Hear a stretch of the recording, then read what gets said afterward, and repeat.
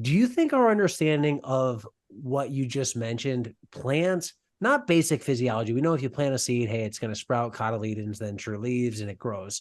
But are we operating on a higher knowledge base in terms of the exact right media for the exact crop with the exact right fertility and the exact right water? Are we there yet with technology compared to where we were, say, 50 or 100 years ago? Or are we still kind of doing the same thing just with modern tools? That's a really good question. I would say we've come far. I do believe we've come very far, and there's a lot that we understand. However, there are times where I believe it becomes very inefficient commercially to dwell on some questions and over ask them. You have to move forward. You have to grow your crop. You have to pick something and go.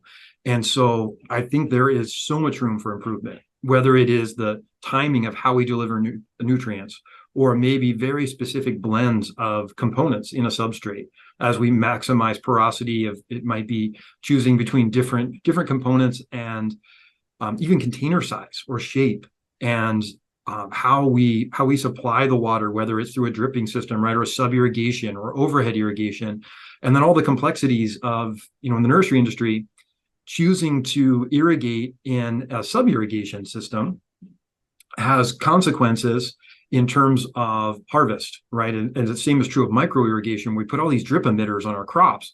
When you go to harvest, it's a pain. You have to remove all the emitters. You have to stop them. You have to step through the spaghetti tubing, right, or all the connections.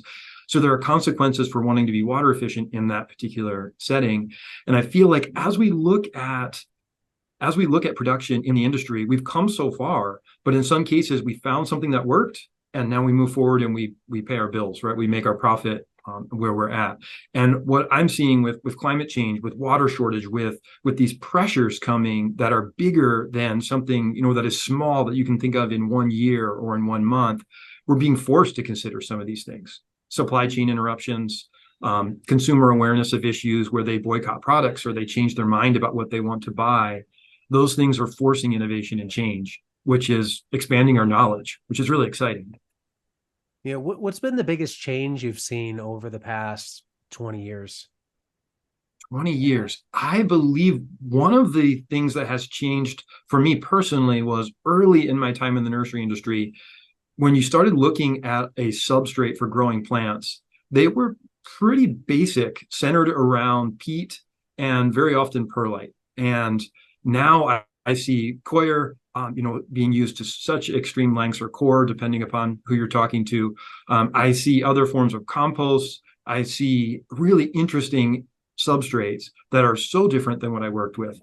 And then stacking onto that is container technology, where we've gone from just the original old food containers being used as containers to now incredible technology with air pruning and root architecture being a major factor. Really cool to see that innovation.